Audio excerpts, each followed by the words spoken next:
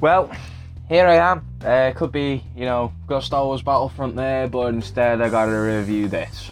So, Fuller House, right? How does one talk about Fuller House? Well, you see, the thing is, now I'm gonna throw this out there before I get this started, because the thing about Fuller House is, if I feel like it's one of those programs where if you've not seen any of Full House, which is what this program is based off, it's a spin-off series of it. If you haven't seen any of Full House, it comes across to me as, I've watched the majority of Full House. I've seen near enough all of it, and I've seen enough of it to understand like what the humour's like in it. It comes across as me as, if you don't know how the Full House thing works, because it is a certain type of humour that only Full House fans will get. I think if you just went into this programme not knowing anything about it, there could be a chance you might not understand any of it, but I'm going to touch up on that. As well as you might not understand it, there's also a chance that, because it is, even though it's set in the same universe as Full House, it is basically what happens after Full House. Because it's a new cast, as well as the originals from Full House, the new cast you could get along with. You'll be able to enjoy them a lot more. You can get a laugh out of them, because I'm not going to lie, the new cast are brilliant, and I'll touch on that as well. But with the old cast, the type of humour they use is what they used in Full House. So you had you had Uncle Jesse, who is the Elvis fanatic, and then you've got the names escape me. It'll come to me. I'll put it in the video. You've got, to make it easier, you have Jackson, Max, and little Tommy. Their mum is one of the originals, DJ. That's her name, DJ. She's one of the originals. She's Bob Saget's daughter. And then there's the other sister, whose name escapes me, and I'll put it in the video.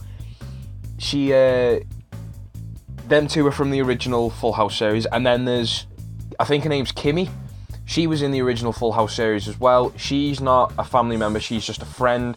She has a daughter in this, I think it's Ramona. I will have to rewatch Full House, because it was just brilliant. So them three kids, or four should I say, even though little Tommy's only a baby, who oddly enough still makes you laugh in it. If you watch them, you'll appreciate it a bit more, because it's, considering, to be totally honest, them four kids, well, I know the baby's actually twins. It's actually two twins, one pair of twins. They're relatively new to acting. So, and this is like, I'm assuming the biggest thing they've ever done. So for the first, I'm assuming, full proper gig on a TV or Netflix, it's actually really good. They all shine. They're unbelievable. But getting back to what I was saying. So Fuller House, it's set so many years after Full House. DJ, Kimmy, and the other sister, whose name still escapes me, they moved back to the original house that they all lived in for, I want to say, a fresh start. DJ's husband passed away. Jackson, Max's, and Tommy's dad passed away, so they've moved back to a family home, so they could all be one big happy family. The main theme of this program is family, and it's unbelievable. So you've got the likes of Uncle Jesse, Joe, them all. You've got them all from the original. The only ones that are missing are the Olsen twins, for reasons I assume they didn't want to be a part of it because they do fashion, something like that. So you've got the original cast who were in the first episode. The only thing I'm going to knock is the first episode of the program is very much a reunion. because they more or less are only in the first episode of the series. They show up every now and then throughout the rest of the series, but the first episode is when you mostly see them, the first and last episode. And the humour is still the same as it was so many years ago when they did Full House. The puns, the call-outs, they even make a little reference to the Olsen twins being fashion experts in New York, saying, why aren't they here? Like, Kimmy, I think it is, she says to Bob Saget, where's the twins? The names, just, I'm really rubbish at remembering names. She says, where is she? Because I think it was only the one, and they were played by two. It was just the one. Where is she? And Bob Saget says, oh, she couldn't make it. She's in New York doing fashion. It's that kind of thing. That's kind of what they do. The show is full of that. There's moments full of that. Like, episode 5 or 6, they're all playing cards. And Bob Saget, he's playing with Max and Jackson, and Bob Saget shows his deck and he goes, Full House. And then Jackson responds brilliantly with ace and something else, and then he goes, Full House. You know, there's little moments like that in the show. It is very, like, I think it's one of those shows where it must have a sort of fan base to succeed, like any show, but with Full House, because it's a spin-off of something that's so iconic, the fan base is already there. So it was like because Flash is a spin-off of Arrow straight away. When they did the spin-off, it already had the fan base from when Barry Allen was in season 2 of Arrow, and it worked. I'm not saying Full House didn't work, because I'm not going to lie, Full House has been greeted with some negativity, but it's unwanted negativity. And it mostly revolves around, if you're not a Full House fan, you won't enjoy it. But to be fair, I think it's just a good programme. It's funny. It's a family programme. It's very deep at moments. Teaches you all about life and having a family and having to put up with siblings and accepting responsibility. It's things like that, and, you know, first kisses, all that stuff. Jackson gets his first kiss in it, and it's unbelievably funny. He actually had to redo that scene because he'd messed it up. And the thing is that the actor that plays Jackson, Michael Campion, I've only ever seen him in one other thing, and it was only a Christmas Trade. I remember watching it because one of the Baldwin brothers were in it, and I like the Baldwins. You know, even though Alex, the best one out of them all, they're all good. I think it was Billy Baldwin in this film. And I watched it, and I remember being told it's a little bit like Freaky Friday, and it was exactly like Freaky Friday, just set around Christmas. And this kid, I think this was only last year this film came out, this Michael Campion was really good in it. And then I saw he was cast in Full House, and I was like, oh yeah, that's the kid from Christmas Trade. And I watched him in this, and easily, he's probably, other than Uncle Jesse and Kimmy, he's probably my favourite character in Full House, for the simple reason he's the oldest out of the three. He's a delinquent. He's supposed to be the protector, but he's a bit of a troublemaker, shall we say. But he looks out for his younger brother Max. He has a bit of a heated rivalry with Ramona. It's typical sibling rivalry, but it's brilliant. The banter between them is just backwards and forwards. Primarily in the second episode, when she moves in, she takes his room, and he has to move out and move into another room with Max. I think Max is only about 7 or 8 in this program, and Jackson's 13, and it's just that's the first real episode of the show where Jackson gets a sense of responsibility, having to look after his younger brother, not so much out of choice, but because he has to, because the theme of that episode is we all have to pitch in and help each other out. It's what family do, and that's what I was talking before about the message that it brings. It sort of teaches you, regardless of what your situation is, you just go out and you do your best for your family, because at the end of the day, family's the best thing that's ever going to happen to you. Blood is thicker than water. And, you know, and I think the episodes, I forgot she was in here. I think, like, some of the episodes do stray from what the show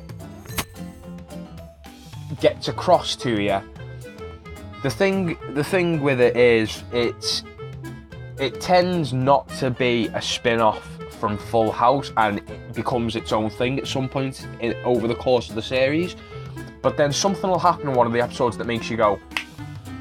Now, Full House has done that numerous times, and then you'll have odd moments in later episodes where Uncle Jesse might come back, Bob Saget might come back, Joe might come back, and it's like, oh, right, okay, yeah, so they're still making it feel as if it's still a part of the whole thing, even though, like, Jesse and all them have moved on from that house to do what they've always wanted to do, stuff that they've done in Full House before but never had the chance to. And, you know, it's just brilliant. I'll be totally honest though, it does have its moments where I thought that could have been a bit better, or if it's made a direct reference to Full House, it hasn't fully elaborated on it, shall we say. There's a point in the series where DJ, the mum, she ends up meeting somebody, and again, even though the show only focuses on the usual bunch, the Fuller lot, I think that's the last name, when a new fella comes into it, it kind of teaches you, even though the program is purely focused around them lot, the kids, that this is one of the big things as well, because Max is only, he's pretty much only a little kid in it. I think he's about 7 or 8 years old in the program. There's an episode where he learns how to lie. Jackson teaches him how to lie. And he ends up telling a kid that he's got something that he really doesn't. And then it ends up backfiring, and Jackson says to him, you know, when I was young, our dad, got me a picture with a fireman on a fire truck. We went for a ride on a fire truck. And Max says, I wish Dad was still around to do that for me. And Jackson, being the big brother that he is, even though he's a bit of a troublemaker, he does look out for his family. He turns around and says, well, that's exactly what I'm going to do. I'm going to get you a picture with a fireman on a fire truck. So, you know, and then this new guy comes along, the new dad, shall we say, and the kids are alright with him. The kids, I think Jackson, is a bit adamant towards it because he was very close with his dad in it, and he lost his dad obviously at a young age. I think in the show he was 9 or 10 when his dad died, so that would make Max maybe 3 or 4, maybe, I don't know. So Max and Jackson have got a very tough bond in it. But Ramona, she's incredible in the program. She just like attacks Jackson with everything that she's got, and the banter between them just bounces off one another. The kids in the program are phenomenal. Max is a sassy little devil.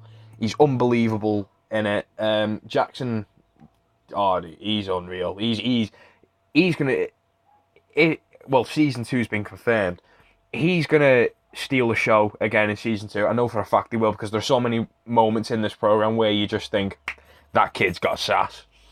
Like in episode 2, he runs away with Uncle Jesse, and then that's speaking of Full House.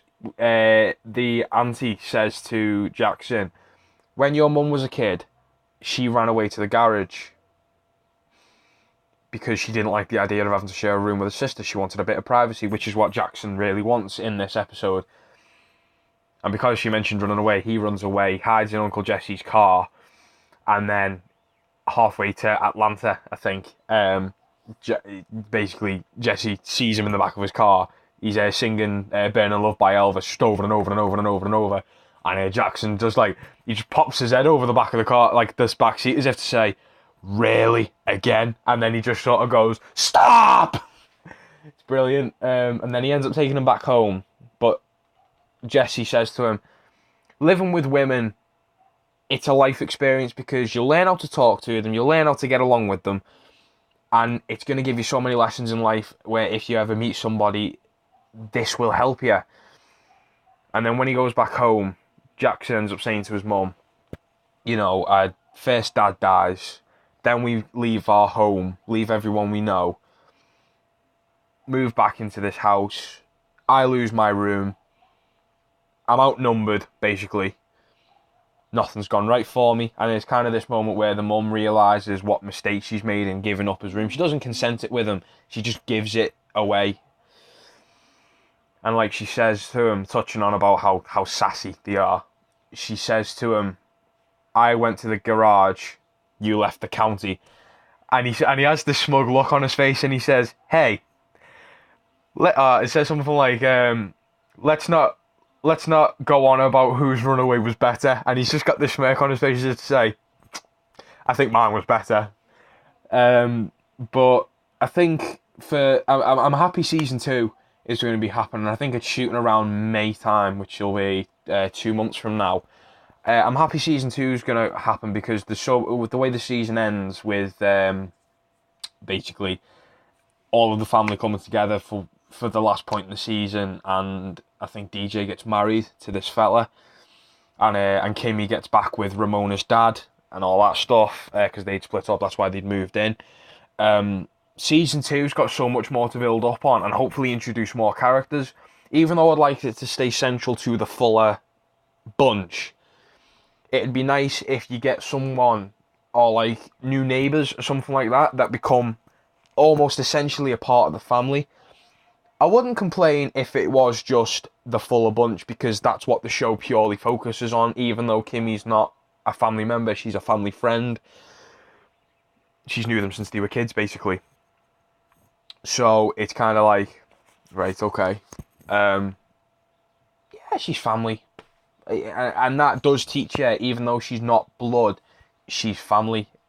And the chemistry between them all is phenomenal. I mean, seeing DJ and all them come back kind of got me right here, right in the childhood. Because I watched it as a kid. I absolutely loved Full House. It ended too short. It ended up getting cancelled, I think. And there was so much more that they could have done with it, and they didn't. And then John Stamos, who plays Uncle Jesse in it, he wanted to get Fuller House going with the guy that made Full House. So big credit goes to him because he's brought everyone back. He's brought in this new cast who I think Jackson, Michael Campion, he's watched it as a kid, so he knew what he was getting into and he knew that he wanted to go for it. So he understood that, I think, a little bit more than Max and Ramona did. I'm not saying that's an advantage, but he knows how they work, basically. But I'm super stoked for season 2. I'm going to give Fuller House a solid 8.5 out of 10 for the simple reason there is a little bit they could tweak for season 2, primarily in arcing out some of these characters' storylines. Like, for instance, I think it'd be best if maybe we see just a little bit more of Uncle Jesse and Uncle Joe and Bob Saget.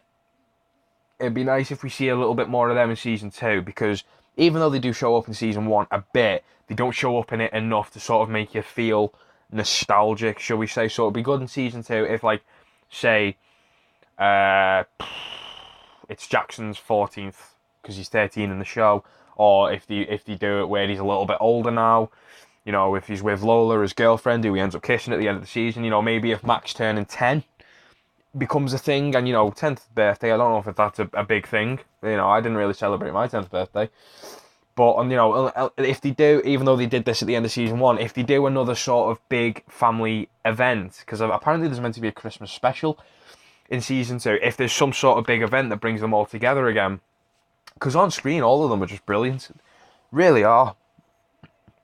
Was it 1:20? So it's just, as a standalone show, it's good, but as a part of the Full House legacy, it's fantastic. In the words of Uncle Jesse himself, Lord have mercy! He's a bit of an Elvis fan, and he does look a little bit like him. So yeah, I give it a solid 8.5 out of 10. And that's the equivalent to maybe 4 and a bit out of 5 stars, maybe. I don't know. I am super stoked for season 2. I'm going to rewatch it again, maybe give a bit more of a detailed analysis of the programme. I think Netflix has struck gold with it. definitely. Netflix have been on a roll as of late with Netflix originals. Daredevil Season 2 comes out next week. Luke Cage comes out later on this year. There's now Crouching Tiger, Hidden Dragon, which I didn't even know was happening. There's just so much that Netflix are doing now, and it's great. Netflix are picking up this really great content. I'm just glad they're not putting films out there and TV programs. They're making their own stuff, and it's fantastic. I mean, my favourite part of it is the MCU, but I'll touch on that on another video when I do my Season 2 of Daredevil video, which will be coming out next week when the show starts. So, yeah, let me know what you think, guys, of this Full House review. Personally, I could watch it a million times over. The acting, the comedy, the story, it's brilliant. It really is. And even if you aren't a Full House fan, check it out. If you've watched Full House and you haven't watched Full House, check out Full House, because Full House lays the foundation for this program unintentionally. I don't even think they thought about this program like so many years ago. I think it's only came about like in the last 5 years or so that they've thought about it. But when Full House ended in 90 something, I don't even think they thought about that, like making a spin-off. John Stamos had an idea, but he didn't know if he wanted to do it. And when you've watched Full House and you watch Fuller House, you can see the foundations of where Fuller House came from.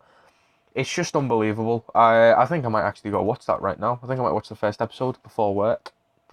So, yeah. So let me know what you think about this, guys. Do you agree with what I said? Do you think it maybe wasn't as good as I've made it out to be? Or do you completely agree with me? Whatever you're saying, pop it in the comment section below and let me know what you think. Give it a like, subscribe, and maybe share it around. Or just, if you don't do anything, you don't do anything. I don't have a say in what you do. So it's been fun, guys. Until next time, see ya!